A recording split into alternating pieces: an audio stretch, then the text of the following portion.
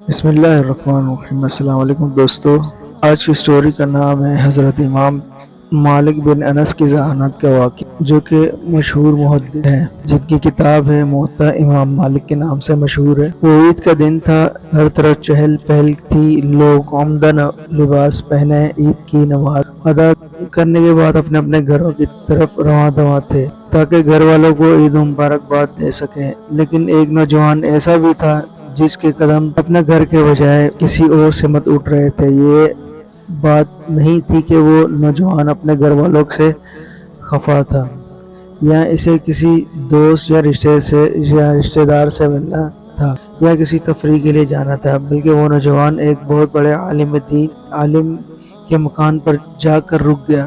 نوجوان نے دروازے پر دستک دی اور اجازت ملنے پر اندر داخل ہو گیا۔ عالم نے نوجوان سے پوچھا، تم عید کی نماز پڑھ کر گھر نہیں گئے؟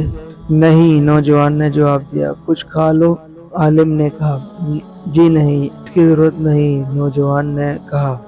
پھر کیا ارادہ ہے؟ عالم نے پوچھا۔ حدیث بیان فرمائیے، نوجوان نے جواب دیا۔ بزرگ نے اس نوجوان کو کتاب لانے کا کہا۔ نوجوان کتاب نکال کر لایا۔ بزرگ نے 40 حدیثیں بیان کی۔ نوجوان نے کہا، اور فرمائیے۔ یہی کافی ہے، بزرگ نے فرمایا۔ اگر تم نے یہی حدیثیں یاد کر لی تو تمہارا شمار حفاظ میں ہوگا۔ میں نے یاد کر لی، نوجوان نے انکشاف کیا۔ بزرگ نے نوجوان کے ہاتھ سے کتاب لی اور فرمایا، بیان کرو۔ نوجوان نے وہ تمام 40 حدیثیں لفظ بہ لفظ بیان کر دیں جو ابھی چند لمحے قبل بزرگ نے ان کے سامنے بیان کی تھی۔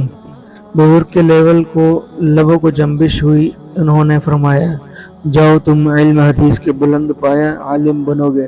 یہ نوجوان تھے مالک بن انس، جو آگے چل کر امام مالک کہلائے، اور وہ بزرگ تھے امام ابن شہاب الزہری، جن سے علم کے حصول کے لیے حضرت مالک رحمۃ اللہ علیہ یہ علم کے حصول کے لیے عید کے بعد گھر چلے۔